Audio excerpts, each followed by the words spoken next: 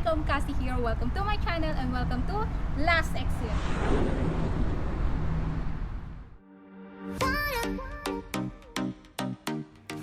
We are going to explore the last exit and this is how it looks like during the night.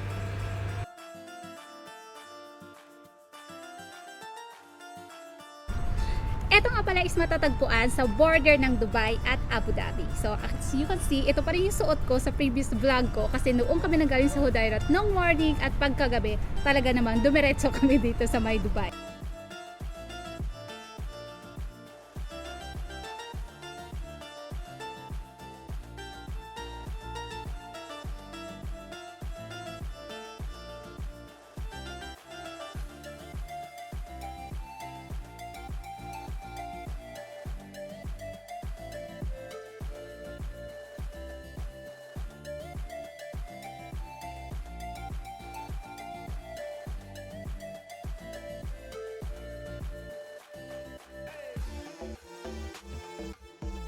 Picturistic pa din naman siya kahit gabi na. Siguro mas maganda to sa morning at syempre during the winter.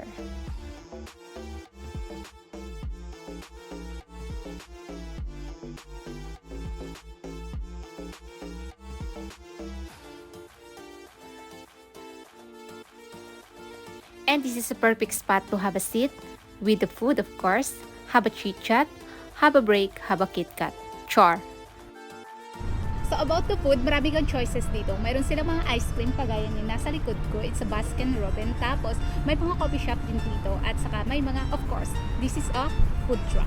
So, tara na!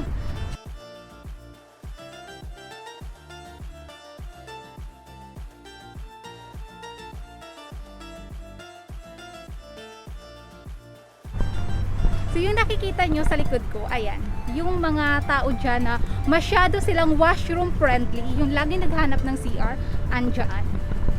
Andyan yung pwedeng puntahan kung naandito kayo. Starbucks andon! Kung mahilig ka sa pizza, may Pizza Hut din dito. Kung bibili ka ng pagkain, tapos dito ka upo, pwede kang umorder dyan sa Hardish, or di kaya dito, or doon.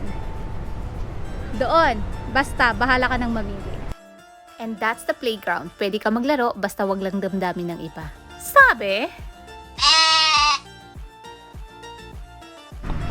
Hindi, nakakatuwa lang kasi is, kagaya niyan, andyan ka mag-order, tapos andito yung menu nila. So, dito ka titingin, tapos, pupunta ka doon. Kung may sasakyan ka, or kung naglalakad ka, then doon ka mag-order, or doon mo kukuhanin yung in-order mo.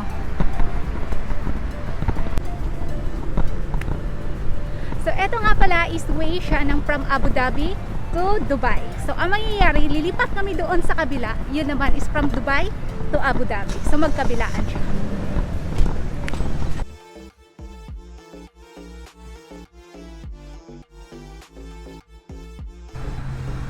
Wow!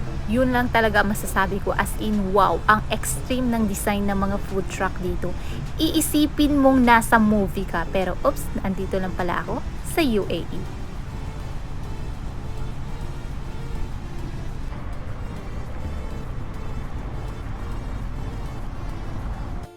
Sa kabila is normal or typical lang siya na food truck, pero pagdating mo dito, nandito yung action at talaga namang ang astig ng kanilang mga food truck.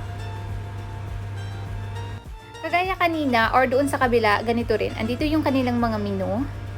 Tapos, doon ka mag-order. Same lang yung ino-offer nilang food doon sa kabila at saka dito. Nagkakaiba lang sila sa design ng kanilang truck. Food truck. Medyo typical lang kasi doon sa kabila. Pero dito, medyo may angas. Astig baga. Yung kanina was the front side and this is what it look like at the back. So, wala pa masyadong tao. Oy, pero mas gusto ko yan. Oo. Ano sa'yo? Gusto ko yung... Oh, yan ang gusto ko. Itong gusto ko. Wala man lang siya iniba. Ito. Parang same tayo. Ito. Pero gusto ko kasi dito is yung cheesecake. Ito naman na yan. Ito, Cheesecake. So, nag-drive kami almost 1 hour para lang kumain ng ice cream. You can order whatever food you like and then you can enjoy that here in this area. So pareho lang pala yung mga food truck, yung mga food na ino-offer nila doon sa kabila at saka dito. Ang kaibahan lang, mga cute yung mga food truck dito. Samantala dito is masyadong, alam mo yung mga palaban type. Yung shocking yung mga sasakyan nila. Nakita nyo naman sa video, di ba? So ayun, kain na tayo ng ice cream. Ice cream lang. Yung may tropa ka nang kapitbahay. Hindi ko maintindihan ang lata siya. Kasi yung in-order ko is caramel cookies and cream. So, caramel siya tapos may cookies at may cream. So, ayun, intindihin mo.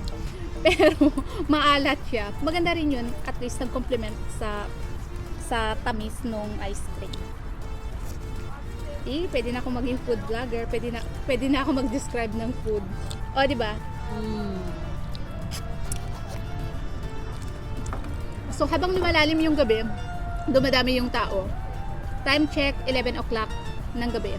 Tapos, pagdating namin dito, kukunti lang yung tao. Pero ngayon, dumadami na sila. And by the way, ulit, walang public transport na pumupunta dito. So, dapat talaga may sarili kayong sasakyan. So, ako, wala akong sariling sasakyan. Nakikisakay lang ako dun sa isa. Kaya piliin mo yung kaibigan mo, ha? Dapat yung may sasakyan.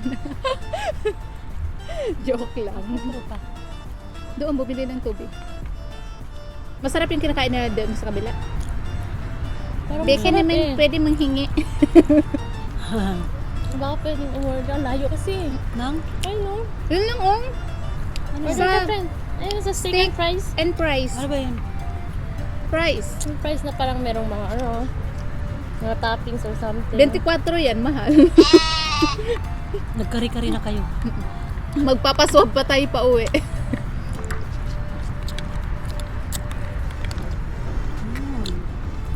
Kasi, nakalabas na kami ng border ng Abu Dhabi.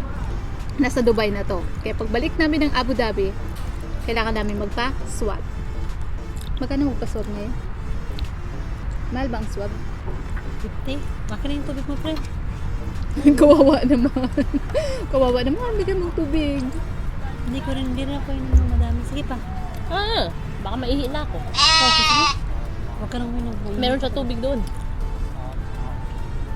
Di ba nga, dinekwat ko yung 1.5 liters niyang tubig? Andun sa sasakyan niya. Meron siya tubig doon. Ang problema nito, pag kumain ka nito, Matamis? Ng something sweet? naiinom ka talaga. So, hindi naman kayo nagsisi sa ice cream niya? Hindi ko. Akin eh. Matamis na yung caramel syrup ko. Ako hindi ako nagsisi. Excuse me, Lord. Busog na busog, friend. Busog Sorry naman. Sorry naman. Eto mga tire. Tapos, tinaniman nila ng bulaklak.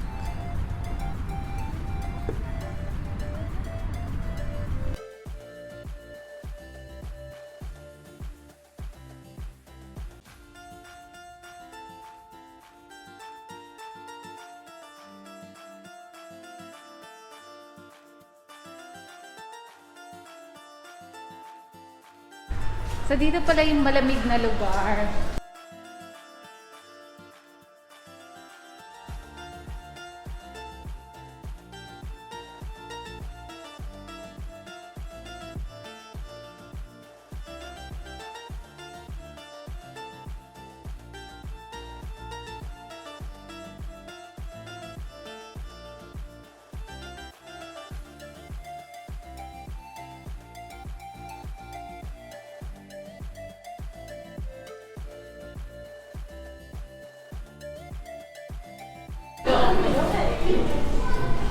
Na, mag-open siya. Ang? Thank you to Ann. Oh, sige, dito ka. Take 2. Matik. Dito yung hand washing station. Sure. Paano ba ito gamitin? Sandali. Susubukan ko lang to. Okay. Tapakan mo to. Broom. Then, ayun na yung tubig. Ignorante.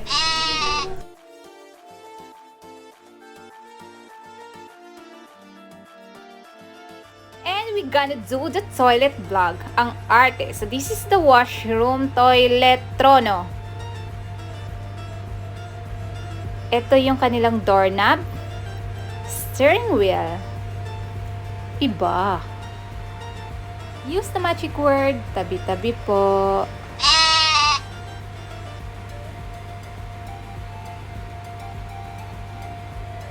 This is how you lock it. O, diba? Ganyan. Tapos, ganito naman siya buksan.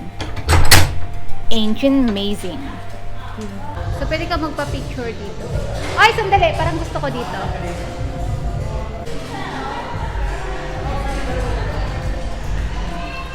Transformer, napanood mo yung movie na Mad Max? Transformer lang ang ginagawa. Panoorin nyo kasi parang sa pagkakatanda ko is ganito yung mga ano nila. Hindi ako sure ha kasi hindi ako movie fanatic kaya pero napanood ko lang kasi libre yun sa YouTube. Kaya ayun, parang naisip ko lang na para siyang Mad Max na something. Avenger. Ako, Hindi ko feel. wala akong masyado napanood na movie. Ano lang, How to Train Your Dragon. Cartoons. How to Train Your Dragon. O yung mga TV ninyo noong sinaunang panahon na andito. Ngayon hindi na ganito ang TV. Ano na sila ngayon? Flat screen.